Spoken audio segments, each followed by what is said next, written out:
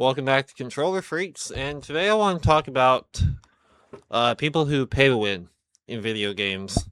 Not talking about the video game developers who put the microtransactions in the game.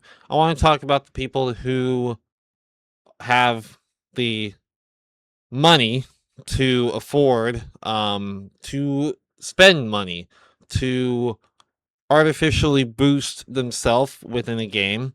Not even talking about people who just spend thousands of dollars on like Fortnite skins or whatever, something that doesn't actually give you an advantage. I'm talking about people who pay their way to the top. And I think it's a complicated issue, sure, because some games, if you're going to be free to play, require a lot of extensive time commitment and grinding in order to really get to a good competitive point. And some people, have jobs and families, and so they only have a certain amount of time every once in a while to get on the game. And so if they feel like they like the game and want to enjoy their time playing it, and they feel that paying a little bit of money would enhance their ability to enjoy it, then sure, that is something that I see as completely fine. But for the people who are literally sitting down for 13 hours a day, grinding out a game anyway, why are you paying to win? Why are you sinking hundreds, thousands of dollars into video games to boost yourself, give yourself an edge when you should already have an edge by the sheer amount of time that you're sinking into the game? Like, how big of a loser are you, frankly? Now, I will go a little bit into the side of like talking about the game developers themselves.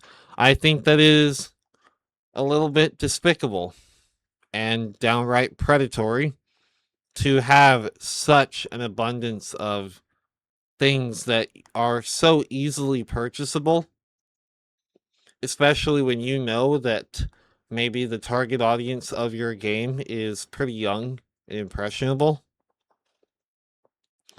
I think it's kind of nasty, to put it simply.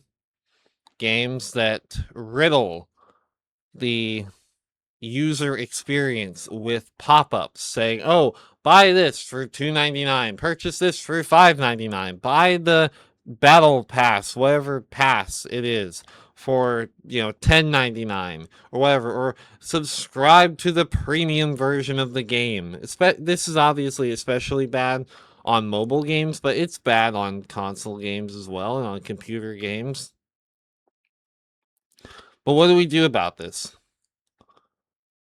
Well, I think as a community, there should ideally be a kind of shift in player behavior, enough so that these game developers notice, hey, our microtransactions aren't getting the positive feedback that we had hoped.